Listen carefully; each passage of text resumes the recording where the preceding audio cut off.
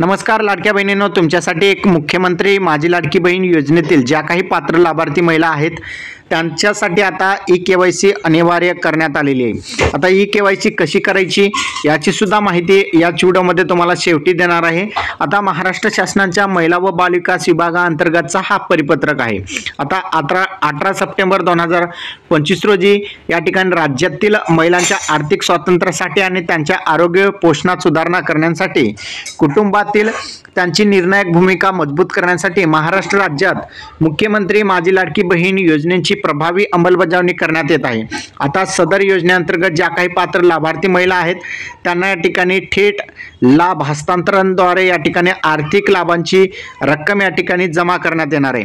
आता ज्या काही महिला वर्ग असतील त्यांना आता ई-केवायसी करावी लागेल।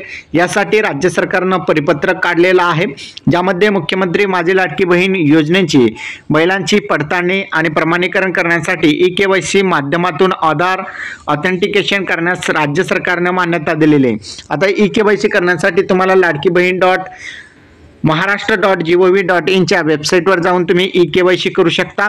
आता यासाठी जून महिन्यापासून दरवर्षी तुम्हाला ही केवायसी करावी लागणार आहे। आता या योजनेअंतर्गत दरवर्षी जून महिन्यापासून 2 महिन्यांच्या कालावधीमध्ये ई-केवायसी करणे बंधनकारक राहील। म्हणजे जून, ऑगस्ट आणि सप्टेंबर असे तुमच्याजवळ 2 महिने असतील। जून महिन्यापासून तुम्ही 2 महिन्यामध्ये जे आहे ई-केवायसी करून घेऊ शकता।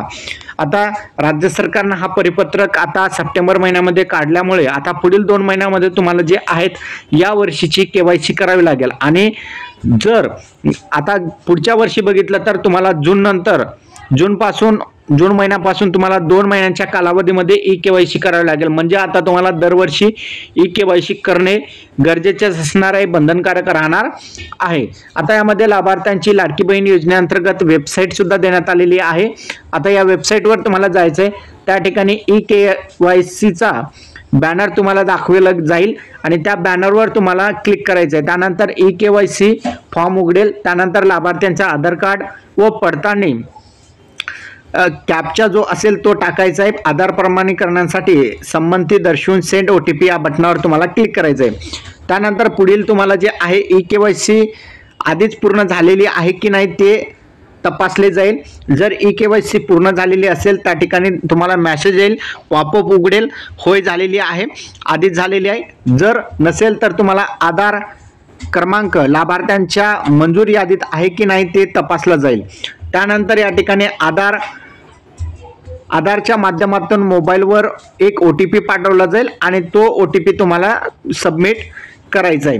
आता महत्त्वाचं म्हणजे तुम्ही जर आधार क्रमांक मुख्यमंत्री माझी लाडकी बहीण योजनेच्या पात्र यादीत नाही असं जर दाखवत असेल तर तुम्हाला पुढील प्रोसेस करता येणार नाही। त्यानंतर महत्त्वाचं म्हणजे ई-केवायसी पृष्ठावर पती किंवा वडील यांचा तुम्हाला आधार कार्ड जे नंबर असेल ते तुम्हाला त्या ठिकाणी नमूद करावं लागेल आणि त्यानंतर सेंड OTP या बटनावर क्लिक करावं लागेल। आता नंतर पती किंवा वडील यांच्या आधार लिंक मोबाईल नंबरवर एक OTP पाठवला जाईल। म्हणजे तुमचं जर वडील असेल त्यांच्या मोबाईल नंबरवर सुद्धा OTP पाठवला जाईल आणि तुमच्या घरच्यांचे जे तुमचं पती असेल, वडील असेल यांच्या मोबाईल नंबरवर जो काही OTP असेल तो तुम्हाला सुद्धा टाकावा लागणार आहे। आता या नंतर लाभार्थ्यांनी जात प्रवर्ग निवडायचा आहे। खालील महत्त्वाची माहिती लक्षात ठेवा आणि खालील बाबी प्रमाणीकरण डिक्लेरेशन करावायचं आहे की माझ्या कुटुंबातील सदस्य नियमित कायम कर्मचारी म्हणून सरकारी विभाग असेल, उपक्रम असेल, मंडळ, भारत सरकार किंवा राज्य सरकारच्या स्थानिक संस्थेमध्ये कार्यरत नाही किंवा निवृत्ती वेतन घेत नाही असे या ठिकाणी तुम्हाला नमूद करायचं आहे। त्यानंतर दुसरं महत्त्वाचं पॉइंट म्हणजे माझ्या कुटुंबातील केवळ एक अविवाहित आणि एक विवाहित महिला लाभ घेत आहे। जर असेल, एकच असेल तर एक करा, जर नाही असेल तर नाही करू शकता। आणि त्यानंतर चेक बॉक्स या बटनावर क्लिक करून तुमचं सक्सेसफुली या ठिकाणी ई-केवायसी कंप्लीट होईल। तर अशा प्रकारे तुम्हाला तुमच्या जे ऑफिशियल वेबसाईट आहे महाराष्ट्र सरकारची त्यावर जाऊन तुम्हाला केवायसी करायचं आहे। हा व्हिडिओ तुम्हाला कसा वाटला कमेंटमध्ये सांगा। चॅनलवर नवीन असाल चॅनलला सबस्क्राईब करा। धन्यवाद।